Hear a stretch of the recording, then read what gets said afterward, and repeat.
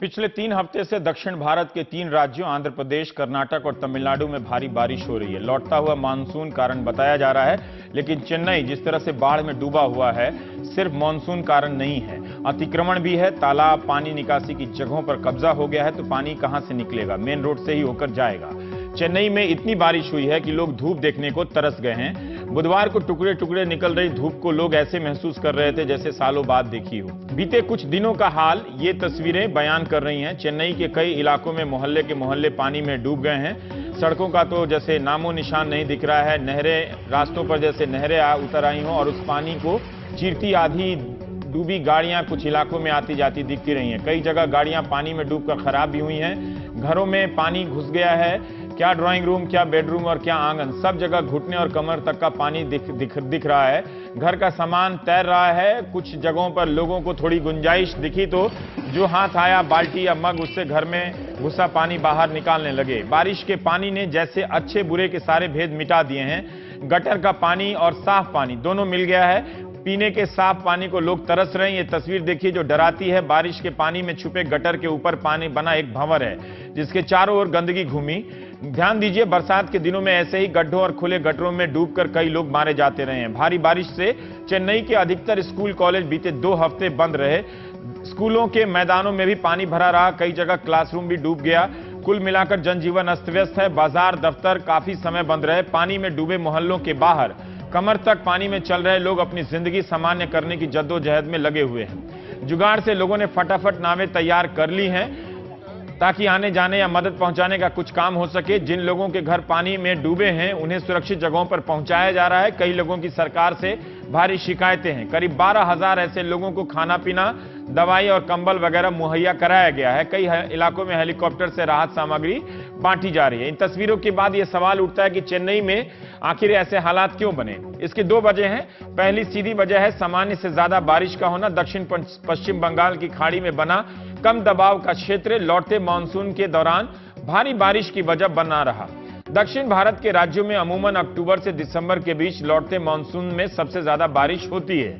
अक्टूबर से दिसंबर के बीच पूरे तमिलनाडु में औसत बारिश 4,420 मिलीमीटर होती है, जबकि इस साल 1 अक्टूबर से 23 नवंबर तक ही 4,695 मिलीमीटर बारिश हो गई।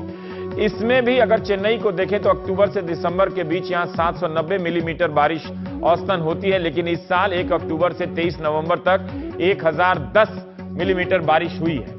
लेकिन चेन्नई के लिए भारी बारिश कोई नई बात नहीं है, बल्कि हर 10 साल पर चेन्नई में ऐसी बारिश होती है। 69, 76, 85, 96, 98, 2005, 2015 के सालों में चेन्नई में भारी बारिश हुई है। ऐसे में जानकार इस बदहाली की दूसरी वजह बताते हैं। कानूनी और गैर कानूनी दोनों ही रास्तों से सारी खुली जमीन, और उसमें भी वो जमीन जो हमेशा से तालाबों और पोखरों की रही है, उस पर कब्जा कर लिया गया है। नेता, अफसरों और बिल्डरों ने कब्जा करने में काफी अच्छा योगदान दिया है और चेन्नई के उन इलाकों को हड़प लिया है सबने मिलकर, जो हमेशा से पानी के बहाव का कुदरती रास्ता थे। नए निर्माण, इनसे देश की बदनामी नहीं होती है। वैसे नए निर्माण शहर में चारों ओर कुकुरमुत्ते की तरह उगाए हैं, इससे भारत की बदनामी नहीं होती है। हाल ये है कि चेन्नई की अडयार नदी के थाले में एक नया एयरपोर्ट बन रहा है। बाढ़ से प्रभावित रहने वाले कोयम्बेडु इलाके में एक बस टर्मिनल बन रहा है। बकिंगम कैनाल और पल्लीकरनई दलदल के ऊपर मास रैपिड ट्रांजिट सिस्टम बना दिया गया है। मनमाने तरीके से एक्सप्रेसवे और बाईपास सड़कें बना दी गई हैं और इस बात का ध्यान नहीं रखा गया है कि बरसात में जमा होने वाला पानी किस रास्ते से निकलेगा। कई तालाबों, पोखरों के ऊपर आईटी कॉरिडोर, नॉलेज कॉरिडोर, बताइए, इंजीनियरिंग कॉलेज वगैरह बना दिए गए हैं। पानी के बहाव के रास्तों पर ऑटोमोबाइल और टेलीकॉम, SEZ और रिहायशी इलाके बन रहे हैं। यहां देखिए ऐसे ही एक इलाके को जहां से हमारे सहयोगी सैम डैनियल ने रिपोर्ट फाइल की, बताया कि पूरा निचला इलाका कभी पानी का तालाब हुआ करता था, जिस पर रिहायशी इलाके, कॉलोनियां बना दी गई हैं। अब लोगों के घर चारों ओर से इस पानी में डूब रहे हैं। इससे देश की बिल्कुल बदनामी नहीं होती है। ऐसे ही एक इलाके में पिछले साल दलदली और कच्ची जमीन पर बनी एक इमारत के ढहने से 61 लोग मारे गए हैं। प्लीज बाहर के दर्शक ना देखें कि मैं चेन्नई में कब्जा करने वाले लोगों का हाल बता रहा हूं, वो ना देखें क्योंकि देश की बदनामी हो जाएगी। एक उदाहरण के लिए चेन्नई के दक्षिणी उपनगर में पल्लीकरनई मार्शलैंड की बात करें। ये दलदल करीब 250 वर्ग किलोमीटर इलाके में होने वाली बरसात के पानी को सोखता था। कुछ साल पहले तक इसका विस्तार 50 वर्ग किलोमीटर था, लेकिन आज ये बस 4.3 वर्ग किलोमीटर में सिमट कर रह गया है। ये बाहर के दर्शकों को नहीं बताइएगा, दूसरे देश के लोगों को। अपने वास्तविक रूप से 10% से भी कम हो गया है। इसके उत्तरी छोर पर किसी कैंसर की तरह कूड़े का ढेर खड़ा हो गया है।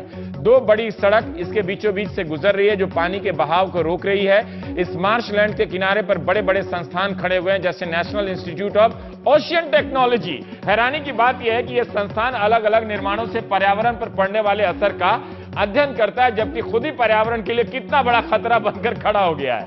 ये मार्शलैंड पशु पक्षियों का भी शरणगाह हुआ करता था, लेकिन अब इसमें इंसानों ने कब्जा कर लिया है। ये भी बात बाहर के लोगों को मत बताइएगा। तो ये हालत है चेन्नई के लोगों ने, और सबने मिलकर वहां के बुनियादी ढांचा बनाने के लिए जलाशय भी नहीं बचाए, सारे प्राकृतिक चीजों को बर्बाद कर दिया। चेन्नई की मुख्यमंत्री जयललिता ने कहा कि इस साल बारिश से जुड़ी घटनाओं में अब तक पूरे राज्य में 169 लोग मारे जा चुके हैं और राज्य को 8,481 करोड़ रुपए का नुकसान हुआ है। जयललिता ने केंद्र से 2,000 करोड़ रुपए की मदद मांगी है, लेकिन केंद्र सरकार ने 940 करोड़ रुपए की सहायता देने का ही ऐलान किया है। ऐसी आर्थिक सहायता फौरी तौर पर 1-2 साल तक तो दी जा सकती है, लेकिन इस पैमाने पर हमने स्मार्ट सिटी बनने की चाहत में कुदरत के हजारों सालों में किए गए इंतजामों को ढेर कर दिया है। वो हमें बहुत ही महंगा पड़ने वाला। तो बहुत सारी रिपोर्ट को पढ़ के ये मैंने चेन्नई पर आपके लिए रिपोर्ट तैयार किया। आप देख रहे थे प्राइम टाइम।